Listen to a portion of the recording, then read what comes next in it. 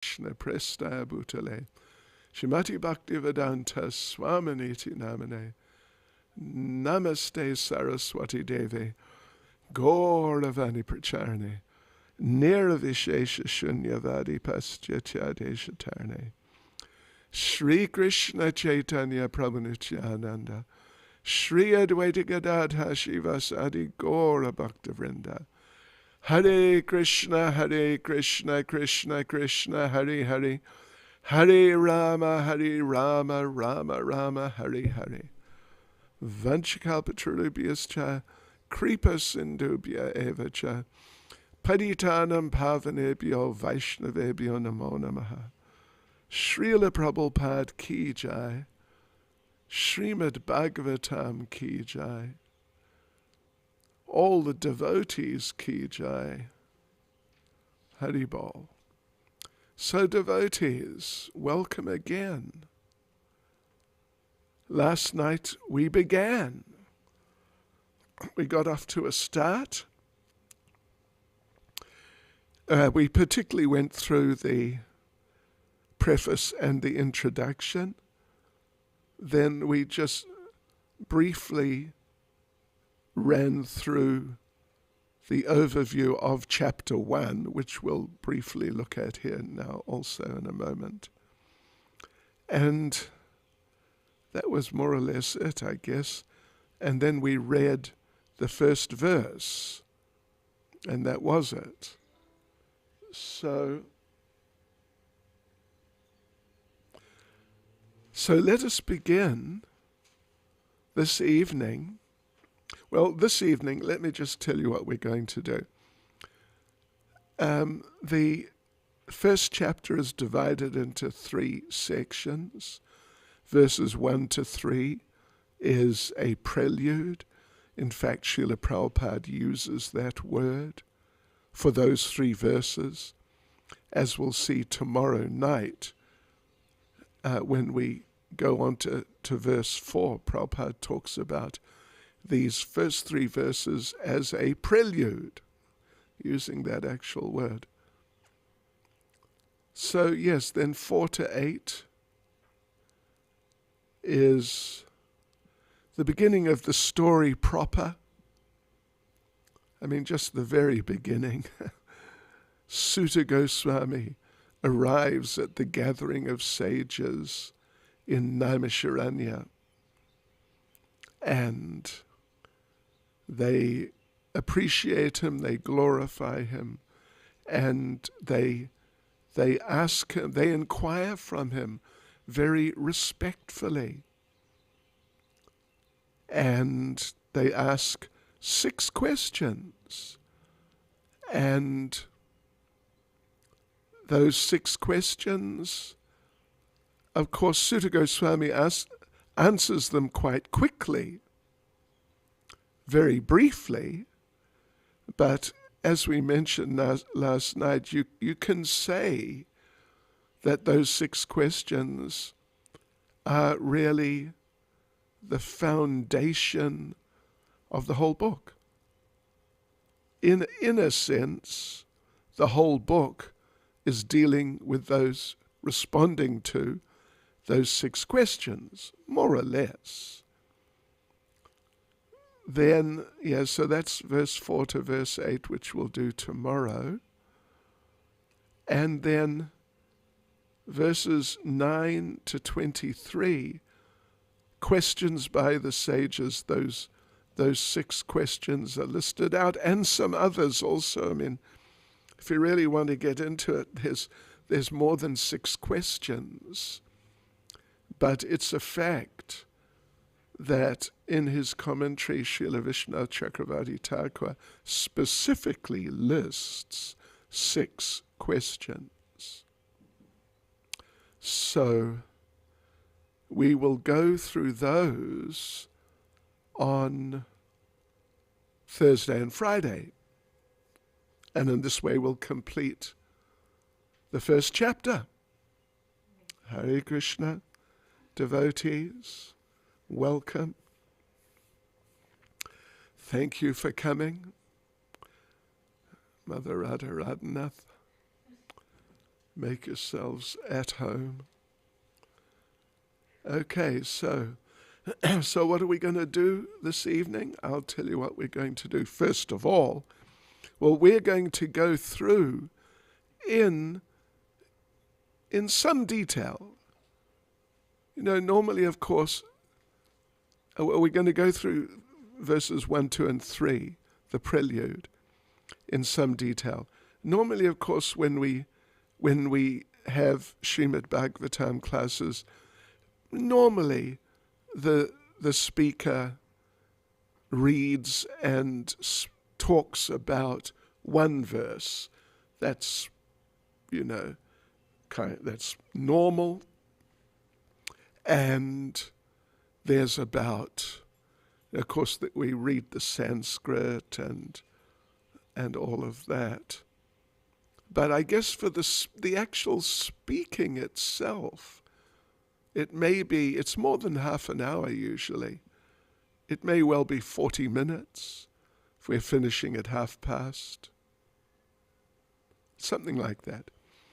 So anyway, this evening, of course, we have a little over an hour. What we will do right now, we will read the 3 verses, just so we understand what is this section about. In fact, each verse is about something quite different. But anyway, that's fine. They are together. Yes. And then we'll say something about each verse. That's what we're going to do. So, each verse, well, we'll see, of course, but we may do 20 minutes on each verse and purport or something. So we'll go through the purports, but not, we're not going to read the whole purports. It would take too much time, but extract some points, paragraph by paragraph, in the purports. But let us begin by reading the first 3 verses. Verse 1, Om Namo Bhagavate Vasudevaya. Janmadyasya yaton vayad itratas chaute shadagya surlat. Tene brahma ridhaya adikavaye muyanti yatsurayaha. Tejovari mridam yata vinamayo yatra trisargom risha. Damnasvena sadar nirasta kuhakam satyam param dhimahi. Right, and the translation. O my Lord Sri Krishna, son of Vasudeva, O all-pervading personality of Godhead, I offer my respectful obeisances unto you. I meditate upon Lord Sri Krishna because he is the absolute truth and the primeval cause of all causes, of the creation, sustenance, and destruction of the manifested universes. He is directly and indirectly conscious of all manifestations, and he is independent because there's no other cause beyond him. It is he only who first imparted the Vedic knowledge unto the heart of Brahmaji, the original living being. By him even the great sages and demigods are placed into illusion, as one is bewildered by the illusory representations of water seen in fire or land seen on water. Only because of him do the material universes, temporarily manifested by the reactions of the 3 modes of nature, appear factual, although they are unreal. I therefore meditate upon him, Lord Sri Krishna, who is eternally existent in the transcendental abode, which is forever free from the illusory representations of the material world. I meditate upon him, for he is the absolute truth. Okay, so let us now read verse 2. So that verse, as we saw, it's very clear. It is all about Krishna. Oh yes, it's very comprehensive perspective on Lord Krishna in so many ways. So here's verse 2, and as we'll see, it's very different. It's really wonderful. It's just a wonderful verse. But it's a very different verse. Dharma projita kaitavo tra paramo nyamatsaranam satam vedyam vastavam atravastu shivadam tapa trayon mulanam Srimad Bhagavate Mahamuni Krite Kimva Paraya Ishvara Sadyo Rid Yavarudyate Tra Kritibi Shushubis Tachanat. Translation: completely rejecting all religious activities which are materially motivated, this Bhagavat Purana propounds the highest truth, which is understandable by those devotees who are fully pure in heart. The highest truth is reality distinguished from illusion for the welfare of all. Such truth uproots the threefold miseries. This beautiful Bhagavatam, compiled by the great sage Vyasadeva in his maturity, is sufficient in itself for God realization. What is the need for any other scripture? As soon as one attentively and submissively hears the message of Bhagavatam, by this culture of knowledge, the Supreme Lord is established within his heart. So, as you could see, it's very different, but it's extremely important, very, very definitive, and wonderfully glorifying the Bhagavatam. Okay, so next we will read verse 3.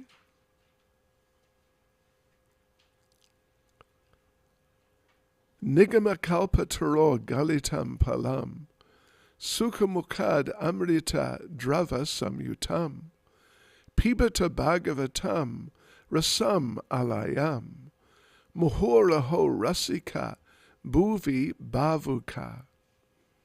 Translation: O expert and thoughtful men, relish Srimad Bhagavatam, the mature fruit of the desire tree of Vedic literatures.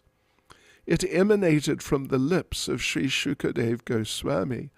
Therefore this fruit has become even more tasteful, although its nectarian juice was already relishable for all, including liberated souls. So again, at least somewhat different, certainly different from the first verse, but it's somewhat different from the second verse too, because it's talking about how nectarian, not true. That's kind of the message of verse 2. And therefore it's so incredibly effective in arousing people's dormant love of God. Not only that, but it's nectar. It's relishable. It's nice. Avoid it. Because if you don't avoid it, you will get into an enjoying mood and you'll lose your Krishna consciousness. Therefore, you should do things which are very difficult. And not, for example, you shouldn't eat nice prasadam or anything nice. It's not. I mean, of course, we shouldn't just get into sense gratification just for the sake of enjoying life, obviously. But if you engage nicely in Krishna consciousness in general, but in this case particularly focusing on Srimad Bhagavatam, you just read it. That's all you do. You don't need to do anything other than read it. And you'll find that it's just so wonderful. And you'll get a wonderful taste from it of nectar. And there's nothing wrong with that. It's good. Of course, anyway, we will get into the detail more, obviously. But we shouldn't try to exploit Srimad Bhagavatam just for the sake of feeling good. But still, the point here is, if you read it in the right frame of mind, then you will not be able to stop yourself feeling very happy, really very happy. And as Srila Prabhupada said, peace of mind is the first installment in Krishna consciousness of result. So okay, those are the three verses. And we are going to go through, not in extreme detail, but in some detail, 20 minutes or, say 20 minutes on each verse. So, that's a decent amount of time to look at least some of the main points in the purport. So, but let's read the verse again. I'll just read the translation.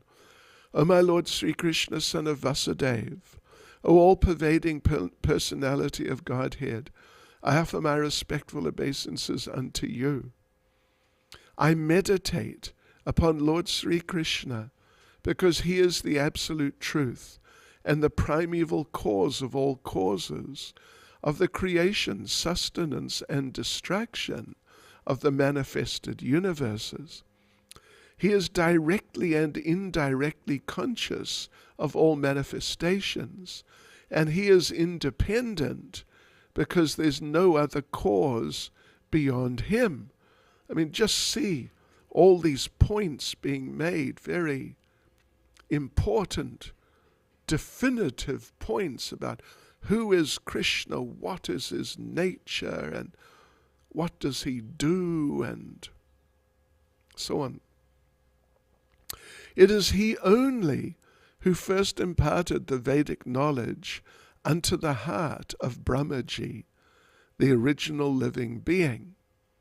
That's in the 9th chapter of the 2nd canto. 4 famous verses, Lord Krishna enlightening Lord Brahma. And those 4 verses, they are Chatu Shloki Bhagavatam. The whole message of Srimad Bhagavatam in 4 verses, in a nutshell. Of course, there are nutshells and nutshells. This is a pretty small nutshell. So, certainly, even though it's like a very foundational text, there are many things in Srimad Bhagavatam which, indirectly those 4 verses may be indicating. Right, anyway, sorry, so let's continue. By him even the great sages and demigods are placed into illusion. As one is bewildered by the illusory representations of water seen in fire. I mean, that's a little obscure or kind of extraordinary. Water seen in fire, or land seen on water. This is now referring to a typical mirage, like what you get people see in deserts. Water seen in fire anyway. Maybe there's a sort of a related phenomenon of that sort. Only because of him do the material universes, temporarily manifested by the reactions of the three modes of nature, appear factual, although they're unreal.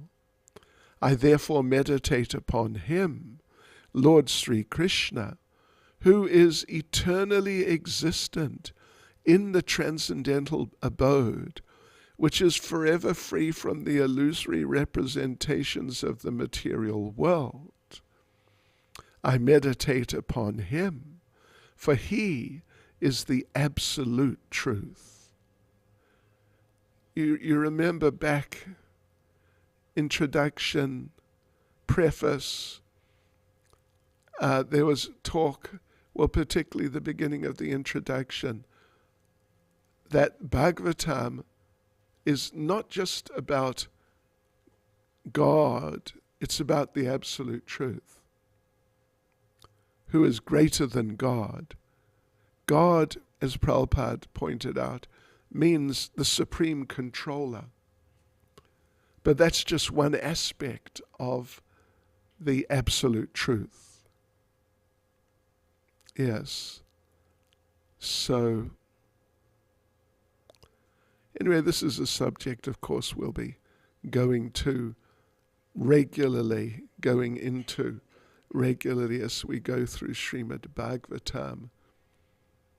But Krishna is the absolute truth and the supreme controller. Yes. So, but he's the absolute truth. Absolute truth was defined, or at least some analysis was given, the source of all energies. The source of all energies. Ultimately the source of everything. And not simply the supreme controller. Because, supreme controller is one thing. What about all the things which are controlled?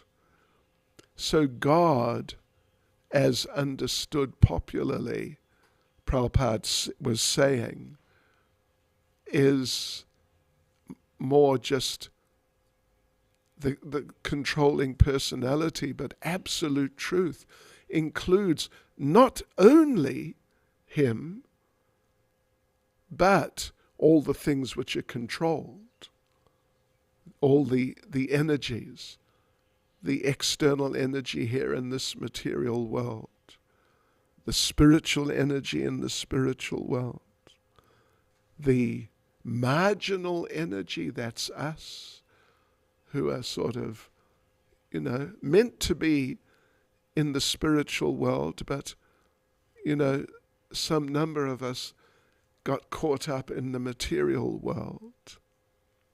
Yes, these are the main energies, but actually there are unlimited energies. So therefore this verse number 1 concludes, I meditate upon him, for he is the absolute truth. Satyam param dhimahi. As we go through the purport, you'll see this term, this last word here in the verse gets some attention, dhimahi, that I meditate upon. This satyam param, or param satyam, this absolute truth. Absolute truth, the source of everything, the source of all energies.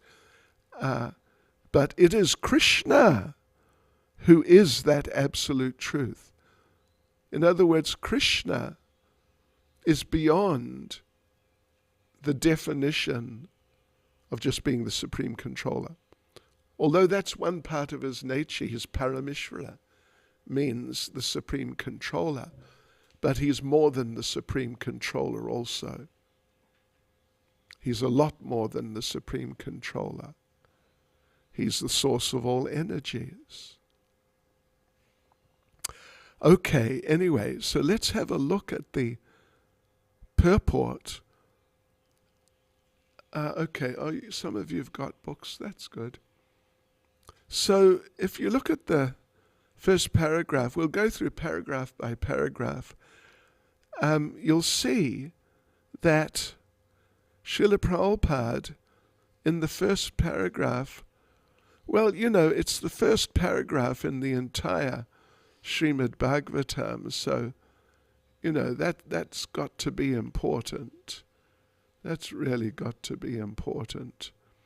So Prabhupada, in the first paragraph, makes some really important points about Krishna, seeing Krishna is the subject matter of the verse.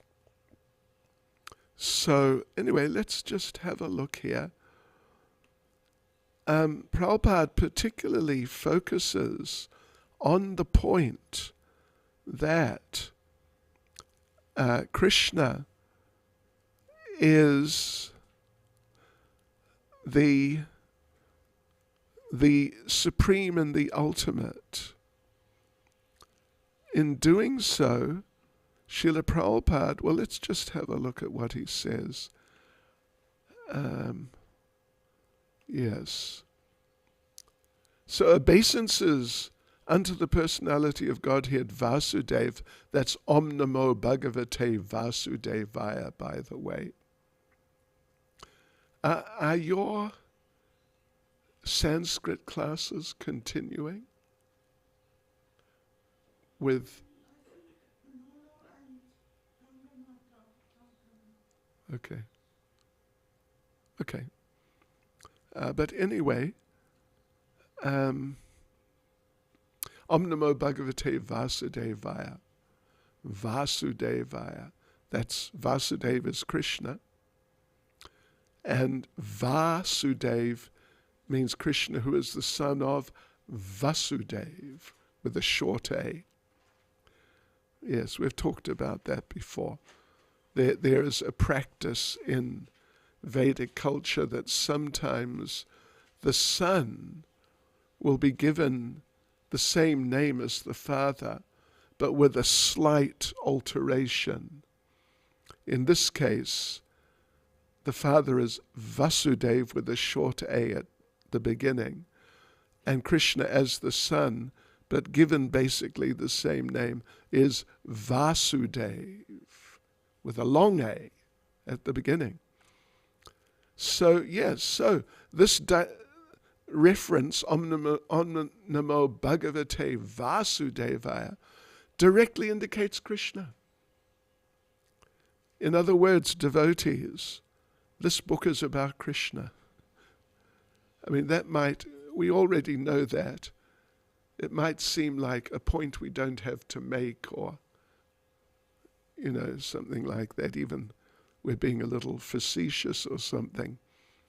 But still, it's really important to understand what is the Bhagavatam about. It is about Krishna. Wherever you turn, wherever you look, whatever page you turn, and wherever you look in the Bhagavatam, you are looking at something, some information, which is to do specifically and just specifically to do with Krishna. If it's, you turn a page and you find something about, let's just say, Lord Nrsingadev, then, so he's Lord Nrsingadev, but he is an avatar of Krishna. Or you look, near there in the 7th canto, you find something about Prahlad. And what it means is, this is about Prahlad, who is a devotee of Krishna, or of Lord Nrsingadev, who is a form of Krishna. So wherever you look, it's all about Krishna as such, specifically. That needs to be understood, and therefore, in this first paragraph of the purport, Srila Prabhupada is emphasizing that. And he makes an important point, and it's an interesting point. Prabhupada says, this fact will be more explicitly explained later in the text of this work, when Sri Vyasadeva directly asserts that Sri Krishna is the original personality of Godhead, and all others are his direct or indirect plenary portions or portions of the portion. Here Srila Prabhupada is referring to first canto, chapter 3, so we're going to come across it in a couple of weeks, verse 28. And yeah, you know, if you're doing this for Bhakti Shastri, I would definitely make a note of that, because for Bhakti Shastri, you have to learn certain verses, and this is one of the verses you have to learn. There are other verses which you can choose, I think, like 7 out of a list of, 20 or something. But then there's a group of, well, anyway, like it might be 10. Let me just tell you actually what it is. There's a group of verses. There's 7 verses you must know, and let me tell you what they are. The first verse, this first verse we're looking at, you must know if you're doing Bhakti Vaibhava. And the second verse you must know. Then 1.3.28 you must know. And various others will make you aware as we go through them. So, okay, this is where, in 1st Canto, chapter 3, verse 28, this is where, as Srila Prabhupada puts it here, Srila Vyasadeva, the author, very explicitly explains that Krishna is the original supreme personality of Godhead, and all other forms of himself, they're either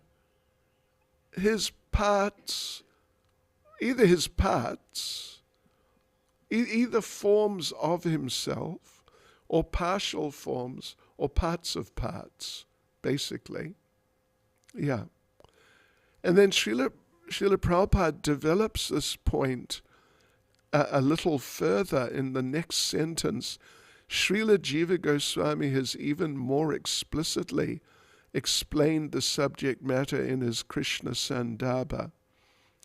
So if you ever read Krishna Sandarbha, you'll find Krishna Sandarbha is all about, take a guess, Krishna.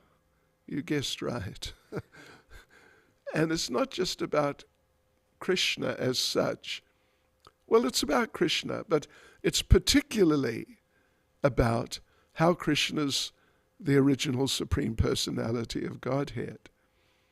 And in Krishna Sandarbha, Srila Jiva Goswami devotes, maybe someday I should count how many verses, because he also writes in verses, not rhyming, but prose verses. You know, it could easily be 100 verses just analyzing the first canto, chapter 3, verse 28. Just analyzing that one verse only, and pointing out in this way, in that way, and in so many ways, how this verse, that particular verse, is what's called the Paribas Sutra, means the foundational main verse, which is establishing the subject matter of Srimad Bhagavatam. You know, when we get there, in a couple of weeks, into the third chapter, we'll say a bit more about it, but Jiva Goswami gets into it. You know, he analyzes different arguments of people who disagree. It's really amazing, actually. So that verse, 1.3.28, is really amazing. And if you're doing Bhakti Vaibhava, if you're doing Bhakti Vaibhava, you have to learn that verse, as well as the first verse we're looking at right now, and the second verse. Okay, so let's go on. Like I said, we're not going to read the entire purport, otherwise, you know, it'll really take some time. But we'll just extract a few points as we go through the purport. Another important point, and you know, it's so important that it's included not just in the first purport, but the first paragraph of the purport, which is, you know, one of the most important paragraphs in the whole book. So Prabhupada, a little bit further down in the purport, in fact, it's about halfway down. Let's see.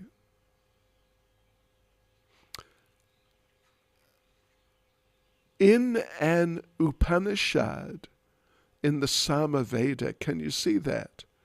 If you've got a book. It's almost halfway down, but not quite. I mean, halfway down the paragraph.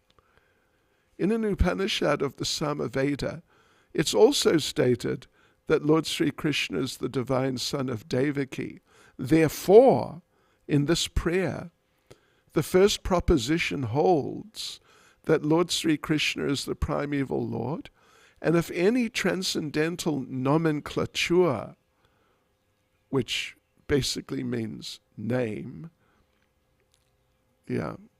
is to be understood as belonging to the absolute personality of Godhead, it must be the name indicated by the word Krishna, which means the all-attractive. Yes, he who has all-attractive qualities in full.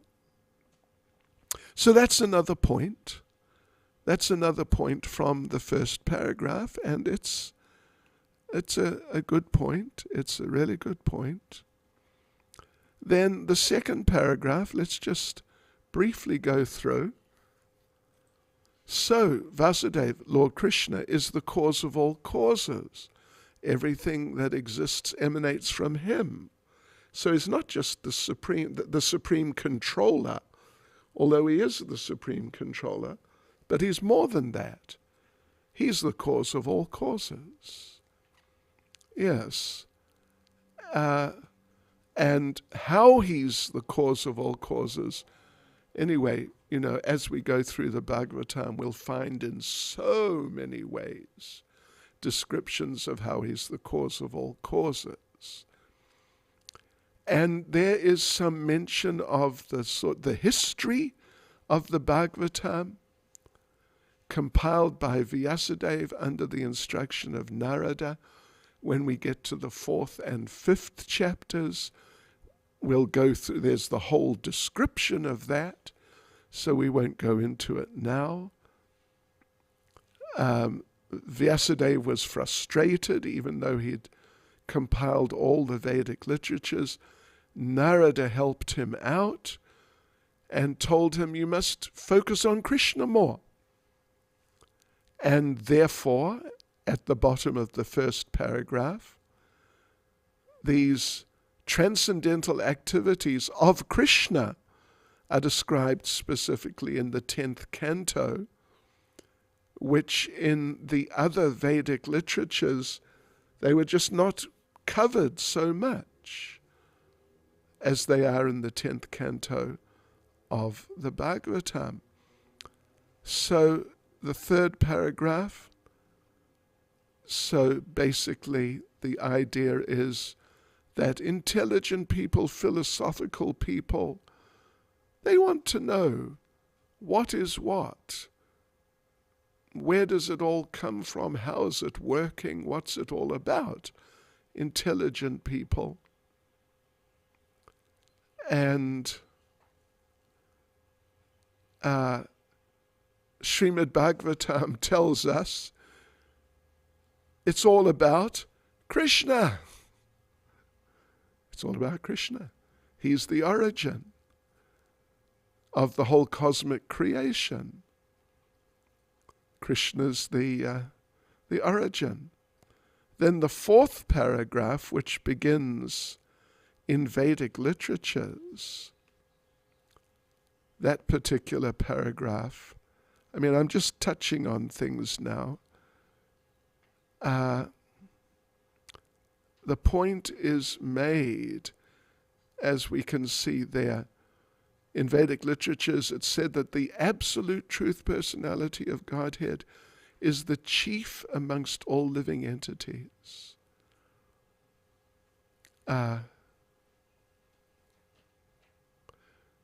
So even above Brahma, Krishna, the Supreme Lord, is above Lord Brahma. And he is the Supreme, the Parameshwar. He is the Supreme Controller, the Supreme Master. And that's presented in Bhagavad Gita and various other places, and in so many places in the Bhagavatam. And Prabhupada says at the end of the paragraph, in Bhagavad Gita, the Lord says, there's no other paratattva, samam bonam. Well, paratattva literally means supreme truth, than himself.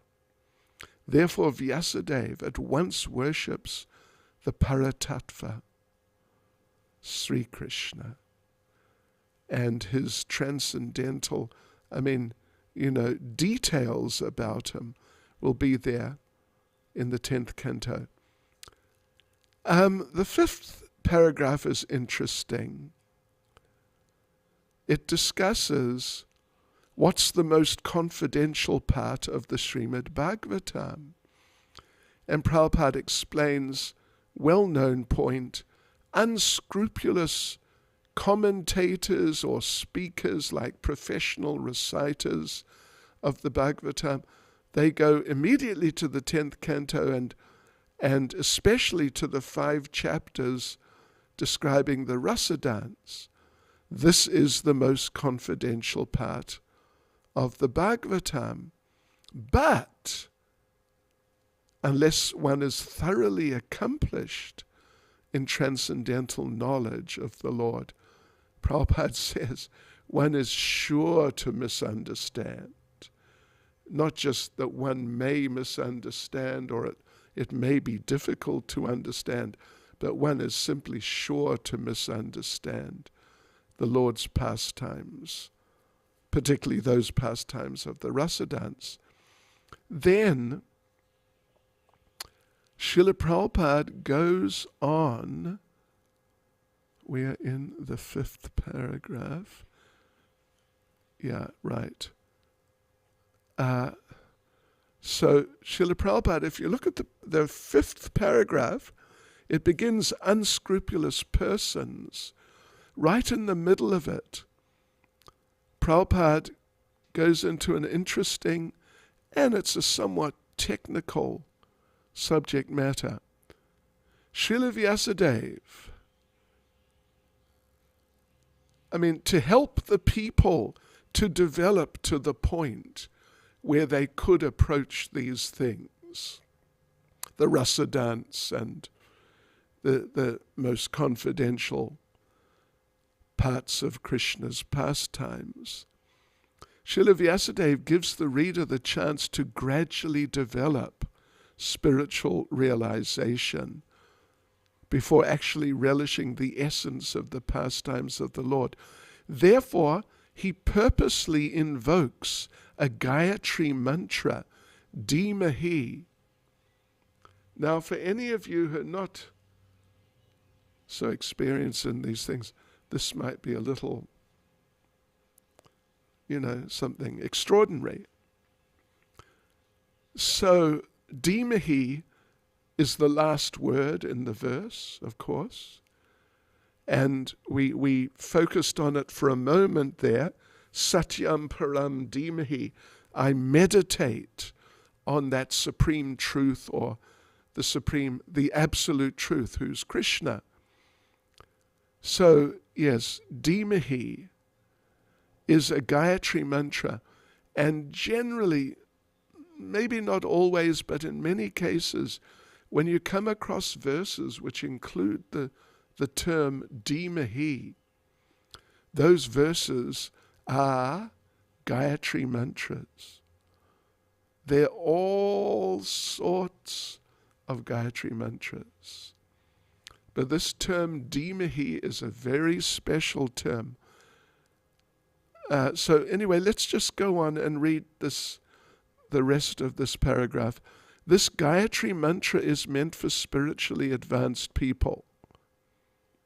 When one is successful in chanting the Gayatri mantra, he can enter into the transcendental position of the Lord.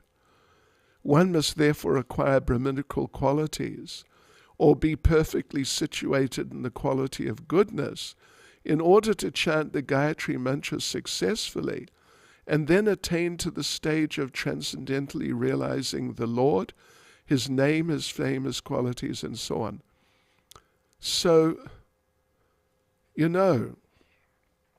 as far as I can make out, Prabhupada says that Vyasadeva purposely invokes a Gayatri mantra, Dhimahi. And then he starts talking about this Gayatri mantra when one is successful in chanting the Gayatri mantra. You have to be in the quality of goodness to chant the Gayatri mantra. It may just be the word Dhimahi, just the word Dhimahi as such. But it appears to me to be referring more to Brahma Gayatri, which also includes Dhimahi. Yes. But one way or the other,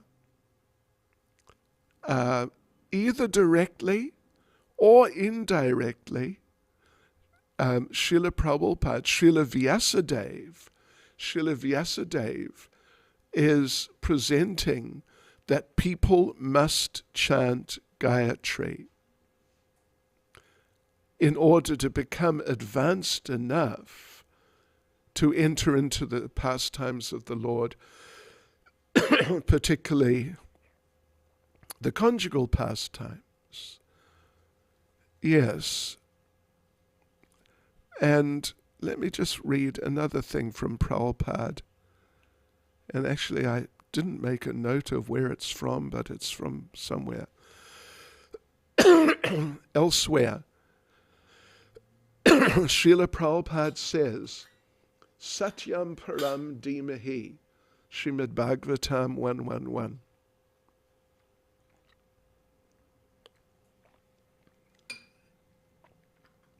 This Dhimahi is Gayatri mantra.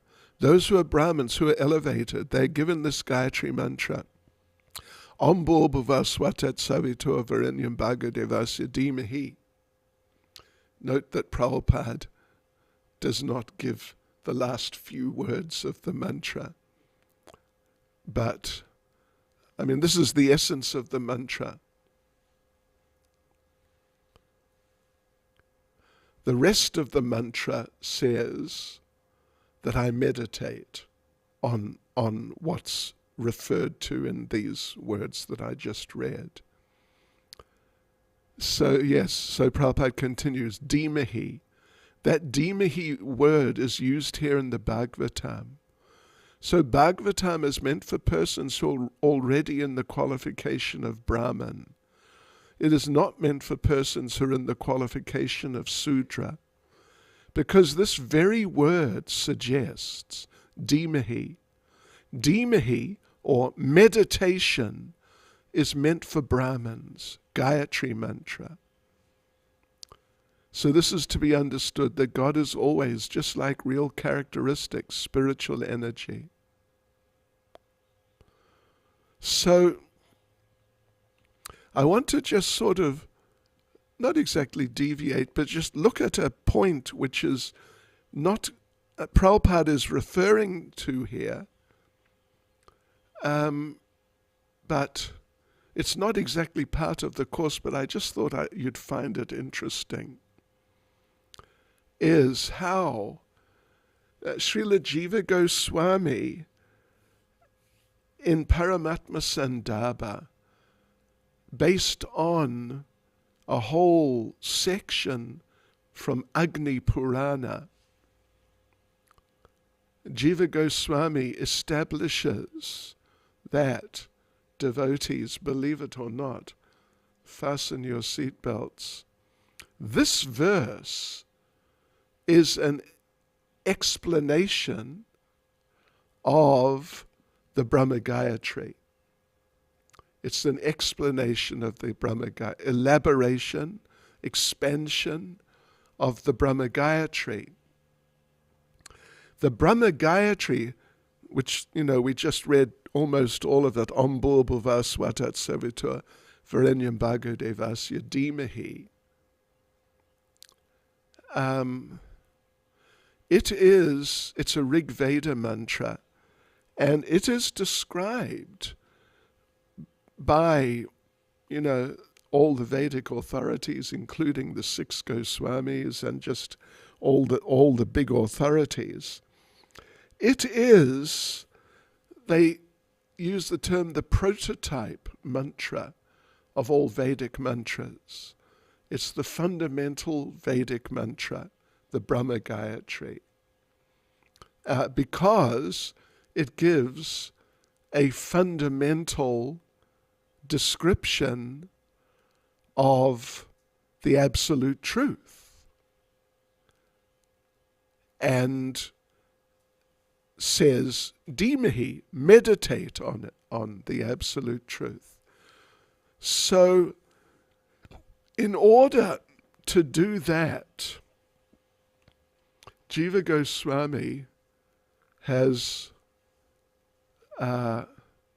extracted some words from both the Brahma Gayatri and Srimad Bhagavatam 111 to show how they're parallels. So let me just tell you what those are. You can make a note of them if you like and think about it. But in the first verse of Bhagavatam, there it begins, well, Om Namo Bhagavate Vasudevaya, but that's sort of an introduction. The actual verse itself starts, Janmadyasya Yataha, that which is that or he from whom everything is born or created or manifested. So the parallel in Brahma Gayatri is the word Savitur, which literally means the sun, But in that mantra, the sun is taken to be the source of creation, the source of existence. And our acharyas explain, and so the Brahma Gayatri is on the surface encouraging us or instructing us to meditate on the sun. But our acharyas say that it cannot just be the material sun, because the material sun is going to be destroyed in due course, and so it's not that great. And the material sun, when you're feeling cold, it's nice, but you can get too hot, and then you don't want to meditate on the sun. You want to get away from the sun. So that sun is actually the Supreme Personality of Godhead. Of course, the deity of the sun is Surya Narayan, who is Narayan, is not just a demigod. He's the Supreme Personality of Godhead. So like that. So he is Janmadyasya Yataha. He is the source of everything. So Dhimahi, we're being instructed in Brahma Gayatri to meditate on the source, the sun, but actually it's not just the sun, it's the transcendental sun, the Supreme Personality of Godhead himself. Then, in the first verse of the Bhagavatam, Swarat, which means independent or self-effulgent. The parallel in Brahma Gayatri is Devasya, because Deva, this word we normally take, it refers to demigods, but Deva means effulgent people. Yeah, Deva means effulgence. So the Devas are the people who are effulgent. And Swarat means that the Lord is self-effulgent. Then in Bhagavatam 111, Tene Brahma Rida, Brahma was instructed through the heart and then engaged in meditation on the Lord. And the parallel in Gayatri is Dhyoyo na prachodayat. It's him that we meditate on. Then in Srimad Bhagavatam 111, Yatra Trisargo Mrisha, the three levels of creation, lower planets, middle planets, upper planets. In Brahma Gayatri, Bhurbhuvaswa. Those are the names of the three levels of planets. Then Param in 111. In Brahma Gayatri, the parallel is Varenyam, the supreme abode, the supreme or the supreme abode, Param. And in Bhagavatam 111, Satyam means not just truth, but means that which exists. And the parallel in Brahma Gayatri is Bharga, that which exists, that which maintains, like this. So, anyway, I hope that's not too complicated.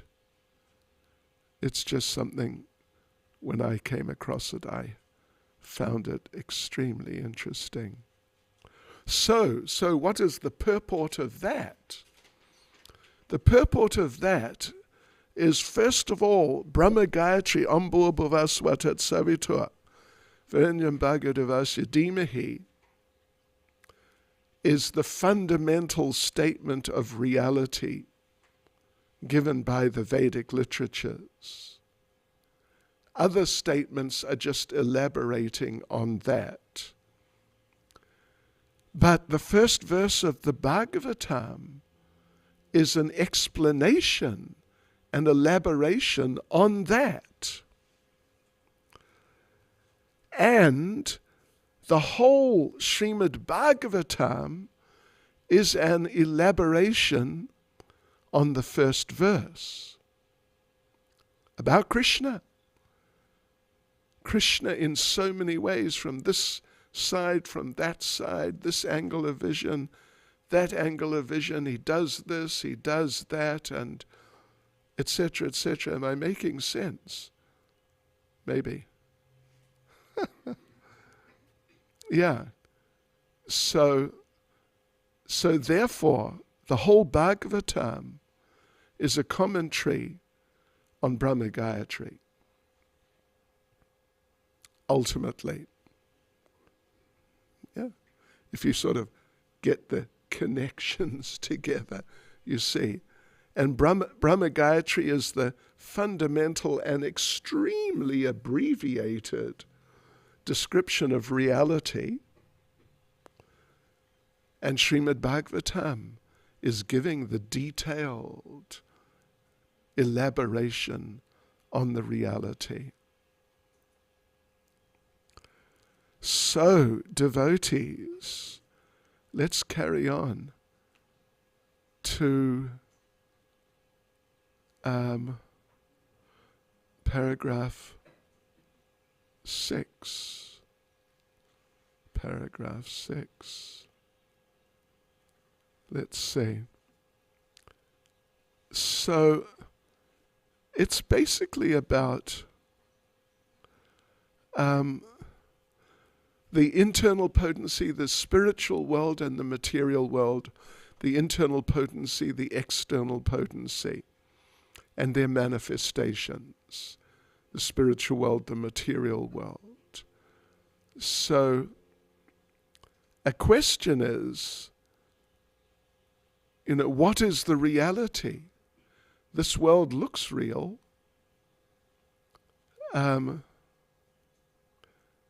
But anyway, in the purport, Srila Prabhupada explains, the manifested internal potency is real, whereas the external manifested energy in the form of material existence is only temporary and illusory, like the mirage.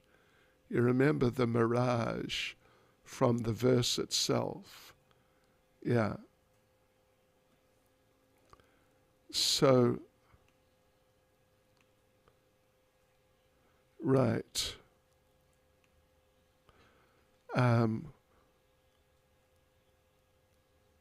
So yeah, the spiritual realm is the reality.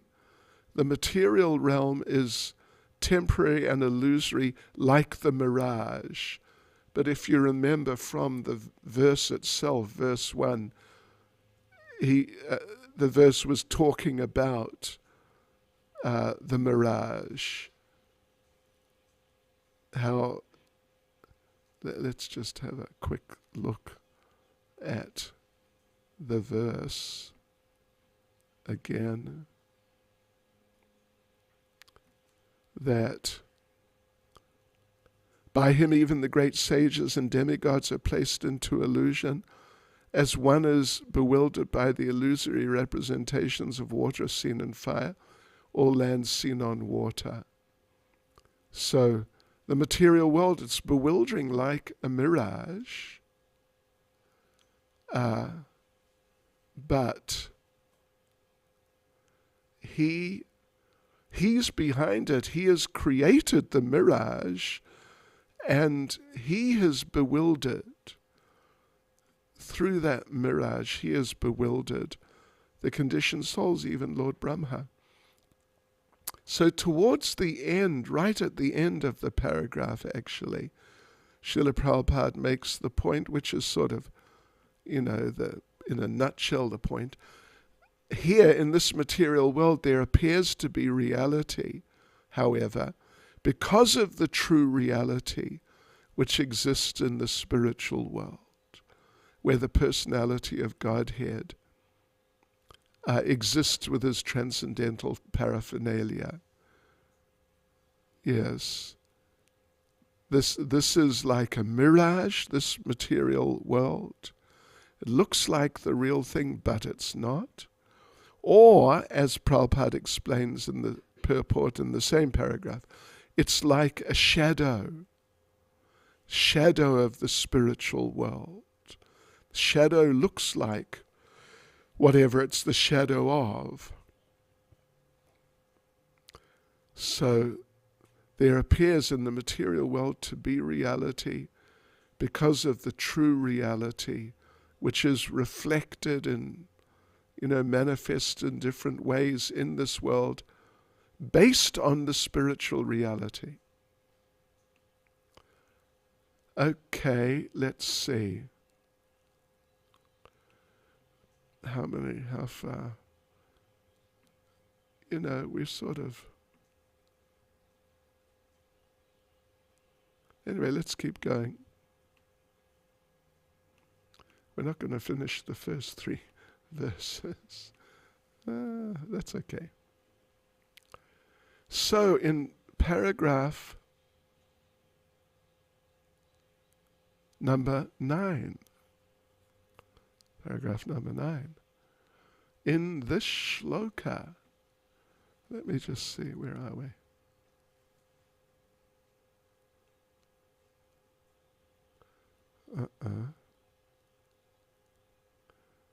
In paragraph number 9, what have I done?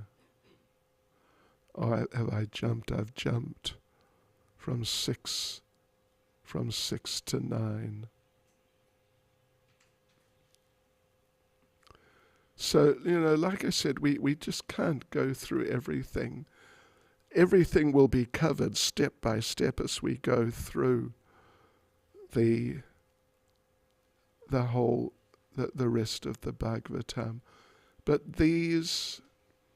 Well, here's another interesting point. It is the 9th paragraph which begins in the shloka. The particular words abhigya and swarat are significant. These 2 words distinguish the Supreme Lord from all the other living entities. No other living entity is abhigya and swarat. Yeah. That is, no one is either... Abhigya means fully cognizant, and swarat means fully independent. Even Brahma had to meditate on the Lord, otherwise he was just lost. Then, let's see, in the second to last paragraph, there's something interesting. Let me just read it. I'll just read the paragraph. Srila Vishwanath Chakravarti Thakur specifically deals with the original and pure sex psychology adi rasa, devoid of all mundane inebriety. And Prabhupada puts in italics, the whole material creation is moving under the principle of sex life. In modern civilization, sex life is the focal point for all activities. Wherever one turns his face, he sees sex life predominant. Therefore, sex life is not unreal. Its reality is experienced in the spiritual world. But the material sex life is but a perverted reflection of the original fact. The original fact is in the absolute truth, and thus the absolute truth cannot be impersonal. It is not possible to be impersonal and contain pure sex life. Consequently, the impersonalist philosophers have given indirect impetus to the abominable mundane sex life because they have overstressed the impersonality of the ultimate truth. Right. And again, consequently, man without information of the actual spiritual form of sex has accepted perverted material sex life as the all in all. There's a distinction between sex life in the diseased material condition and spiritual sex life. Means they're just totally different. So then the purport concludes, this Srimad Bhagavatam will gradually elevate the unbiased reader to the highest perfectional stage of transcendence. It will enable him to transcend the three modes of material activities, fruitive activity, speculative philosophy, and worship of functional deities, as inculcated in Vedic verses. Hare Krishna.